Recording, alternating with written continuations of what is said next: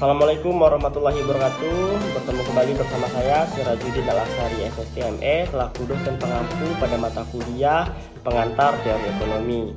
Nah, pada pertemuan kali ini Bapak akan menjelaskan terkait dengan sub pokok materi kita, yaitu tentang masalah ekonomi. Nah, sebelum Bapak menjelaskan lebih lanjut mengenai materi kita hari ini, Bapak akan mengingatkan kembali capaian pembelajaran dan tujuan pembelajaran kita sesuai dengan RPS yang telah Bapak share ke kalian melalui video interaktif ataupun melalui link yang Bapak kirimkan ke kalian sebelumnya di pertemuan pertama. Nah, 4 tujuan pembelajaran kita pada pertemuan kali ini yaitu mahasiswa diharapkan mampu menjelaskan konsep dasar permasalahan ekonomi. Yang kedua, mahasiswa mampu mengidentifikasi sumber masalah ekonomi dalam kehidupan sehari-hari maupun dalam skala nasional. Yang ketiga, mahasiswa mampu menganalisis hubungan keterbatasan sumber daya dengan pilihan ekonomi. Dan yang keempat, yaitu mahasiswa mampu menjelaskan penerapan teori ekonomi dalam memecahkan masalah ekonomi. Baik anak-anakku semuanya, sebelum Bapak memulai pembelajaran kita pada hari ini, Bapak akan mengecek absensi dan daftar hadir kalian sesuai dengan peraturan perkuliahan kita dan kontrak perkuliahan kita. Sebelum Bapak menjelaskan terkait dengan masalah ekonomi, Bapak akan meminta kalian untuk menuliskan pada kolom komentar nantinya yang akan kita diskusikan bersama di pertemuan berikutnya atau sebagai bahan evaluasi apa saja masalah-masalah ekonomi yang kalian hadapin sehari-hari. Bapak beri waktu kalian beberapa menit untuk menulis di kolom komentar. Oke, baik anak-anakku semuanya, bahwasanya masalah ekonomi adalah persoalan dasar yang muncul karena keterbatasan sumber daya untuk memenuhi kebutuhan manusia yang tak terbatas. Artinya di sini adalah keterbatasan sumber daya itu adalah scarcity ataupun kelangkaan.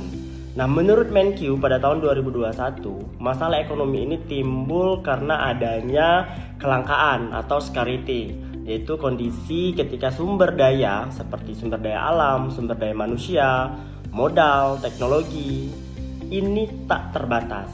Sedangkan kebutuhan manusia ini bersifat terbatas. Nah, scarcity ini atau kelangkaan ini memaksa individu dan masyarakat membuat pilihan atau choice yang rasional. Artinya, jika kebutuhan manusia ini sama dengan tak terbatas, sementara sumber daya sama dengan terbatas, ini akan menimbulkan masalah pilihan atau choice. Pertanyaan yang muncul ketika adanya masalah ekonomi, yang pertama adalah apa yang diproduksi? Kemudian bagaimana memproduksi?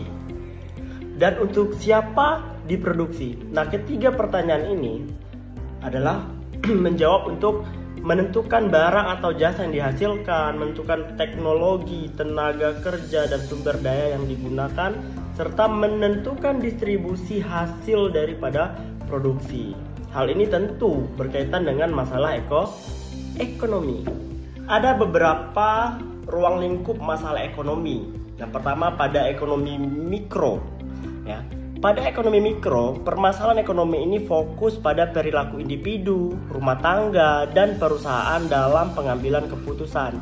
Ini menurut Sukirno 2020, ya, sejalan dengan pemikiran Sadono Sukirno 2020. Nah, kemudian pada ekonomi makro, ruang lingkup masalah ekonominya berfokus pada perekonomian secara keseluruhan seperti inflasi, kemudian pengangguran, pertumbuhan ekonomi, dan keseimbangan nasional. Nah, hal ini juga sejalan dengan Samuelson dan Nordhaus pada tahun 2019.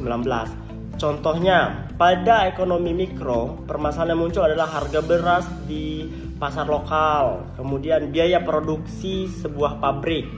Sementara yang pada permasalahan ekonomi makro, ini seperti inflasi nasional, pertumbuhan produk domestik bruto atau PDB, dan kemiskinan, serta permasalahan-permasalahan yang lainnya. Ada 3 penyebab utama munculnya masalah ekonomi. Yang pertama, otomatis sesuai pengertian yang Bapak jelaskan di awal tadi, yaitu kelangkaan atau scarcity. Dan yang kedua adalah kebutuhan yang tak terbatas. Sementara yang ketiga adalah pilihan atau choice. Ya. Nah, pada kelangkaan atau scarcity ini seperti terbatasnya sumber daya untuk memenuhi kebutuhan. Sementara kebutuhan yang tak terbatas ini, manusia selalu menginginkan lebih. Sehingga kebutuhan-kebutuhan yang ingin didapatkan oleh manusia ini tidak berdasarkan teori need and want, ya. Dan yang ketiga adalah choice atau pilihan, yaitu di mana manusia harus memilih apa yang diproduksi, bagaimana dan untuk siapa barang ini diproduksi. Sementara berdasarkan teori ada 4 faktor penyebab masalah ekonomi. Yang pertama, keterbatasan sumber daya. Ini jelas, ya. Kenapa? Karena keterbatasan sumber daya ini seperti sumber daya alam, seperti lahan, air, energi yang terbatas, sehingga masalah ekonomi muncul. Kedua adalah sumber daya manusia, seperti kualitas dan kuantitas tenaga kerja. Yang ketiga, modal, seperti mesin, infrastruktur yang terbatas, dan teknologi. Tingkat inovasi yang belum optimal, ya. Itu adalah faktor penyebab masalah ekonomi yang pertama. Sementara faktor penyebab masalah ekonomi yang kedua ini berfokus pada pertumbuhan penduduk, di mana peningkatan kebutuhan barang atau jasa ini melebihi ketersediaan sumber dayanya atau manusianya, humannya. Dan faktor penyebab yang ketiga itu ada distribusi yang tidak merata, seperti ketimpangan wilayah ataupun sektor tertentu. Ini tentu menyebabkan masalah-masalah ekonomi. Dan yang keempat ataupun yang terakhir ini adalah perubahan iklim dan konflik. Jelas ya, kalau perubahan iklim dan konflik ini mengganggu stabilitas produksi dan distribusi di suatu wilayah ataupun di suatu negara. Nah, kemudian kita akan melihat pendekatan dalam menyelesaikan masalah ekonomi. Ternyata ada 2 pendekatan yang harus kita gunakan dalam menyelesaikan masalah ekonomi. Yang pertama itu fokus pada pendekatan klasik atau tradisional, di mana kita harus mengandalkan adat, kebiasaan, dan warisan budaya. Kemudian ada umum di masyarakat agraris. Yang kedua, melakukan pendekatan secara modern. Nah, yang pertama kita akan melihat mekanisme pasar, kapitalisnya ya. Ini pasar bebas yang menentukan. Kemudian ada komando atau sosialis. Ini pemerintah yang menentukan. Dan campuran, ini kombinasi pasar dan pemerintah. Artinya sistem ekonomi yang harus dibangun dalam suatu negara ini untuk menyelesaikan masalah ekonomi. Jadi pendekatan-pendekatan ini yang nantinya akan menjadi penyelesaian dalam masalah ekonomi. Selanjutnya, hubungan keterbatasan sumber daya dan pilihan ekonomi. Yang pertama kita ambil adalah teori pilihan atau choice theory. Nah, karena sumber daya terbatas, manusia harus memilih penggunaan terbaik atau best allocation. Jadi manusia, kita sebagai sumber daya yang nyata wujudnya ada dan mampu bergerak juga, harus mampu menggunakan teori pilihan atau choice theory ini. Memilih sesuatu yang terbaik, ya, bukan berdasarkan ego kita, bukan berdasarkan analisa kita saja, tapi berdasarkan kerjasama, sudut pandang yang berbeda, dan lain-lain sebagainya. Yang kedua adalah trade off. Nah, ini adalah setiap pilihan ini memiliki konsekuensi pastinya. Jadi memilih sesuatu berarti kita mengorbankan pilihan lagi, ya kan? Jadi jelas ya, trade off ini untuk memilih sesuatu kita harus mengorbankan sesuatu. Artinya setiap pilihan pasti memiliki konsekuensi. Yang ketiga berikutnya adalah opportunity cost atau biaya peluang. Opportunity cost ini nilai dari alternatif terbaik yang dikorbankan ketika suatu pilihan diambil. Nah, hal ini sesuai dengan teori yang disampaikan oleh Lipsey dan Crystal pada tahun 2020. Nah, contohnya seperti apa? Contohnya anggaran pemerintah untuk pendidikan dan mengurangi anggaran pertahanan jika sumber daya fiskal kita itu terbatas. Jadi ada anggaran pemerintah untuk pendidikan ini akan mengurangi anggaran pertahanan jika sumber daya fiskal kita itu terbatas. Biaya peluang atau opportunity cost ini merupakan nilai dari alternatif terbaik yang dikorbankan ketika kita mengambil suatu keputusan ekonomi. Contoh sederhananya seperti ini. Jika Anda memilih kuliah daripada kerja atau daripada bekerja, maka gaji yang dikorbankan adalah peluang biaya dari kuliah Anda. Jadi contoh simpelnya seperti itu.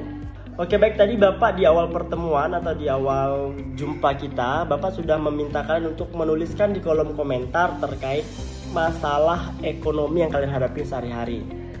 Nah, pada dasarnya rata-rata kita menjawab itu terkait dengan masalah kita individu ataupun rumah tangga, ya kan.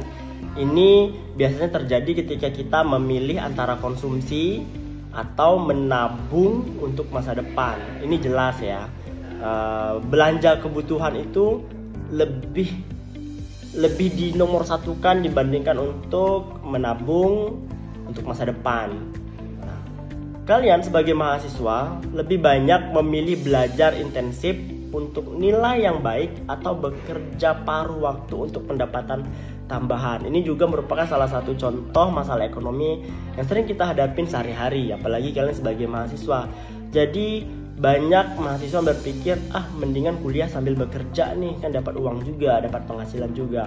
Nah, ada beberapa mahasiswa yang lebih memilih belajar intensif untuk nilai yang baik gitu, dibandingkan bekerja paruh waktu untuk pendapatan tambahan. Namun sebaliknya juga ada sebagian mahasiswa yang menghadapi masalah-masalah seperti ini. Kemudian ada masalah sehari-hari yang dihadapi oleh pemerintah, contohnya menentukan alokasi APBN ataupun APBD seperti infrastruktur, kesehatan ataupun pendidikan. Oke, nandaku semuanya, tadi Bapak sudah menjelaskan tentang masalah-masalah ekonomi, pendekatan dalam menghadapi masalahnya, dan sekarang Bapak akan menjelaskan tentang teori ekonomi sebagai solusi daripada masalah ekonomi. Yang pertama kita lihat dari ekonomi mikronya. Pada ekonomi mikro, kita akan menganalisis mekanisme harga, penawaran, dan permintaan, serta adanya teori perilaku konsumen dan teori produksi. Hal ini dijadikan sebagai solusi dalam menghadapi masalah ekonomi di lingkungan ekonomi mikro. Sementara untuk ekonomi makro, kita bisa menyediakan konsep seperti kebijakan fiskal, seperti pajak, belanja pemerintah, dan kebijakan moneter seperti suku bunga, jumlah uang yang beredar.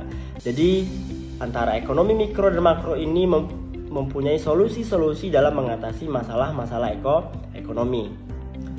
Baik anandaku semuanya, sebelum Bapak menyimpulkan atau memberikan kesimpulan pada pertemuan kita hari ini atau pembelajaran kita hari ini, Bapak akan menyampaikan dulu refleksi dan diskusi kelas kita yang nantinya akan kalian kumpulkan di pertemuan berikutnya. Ya, kita akan membahas tentang studi kasus kenaikan BBM di Indonesia. Ada dampak analisis. Ya. Dampaknya adalah harga barang, transportasi, dan logistik itu naik. Artinya ini mengarah kepada inflasi meningkat.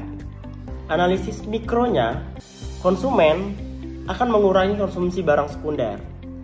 Dan analisis secara makronya, pemerintah menyesuaikan subsidi BBM dan memberi bantuan sosial.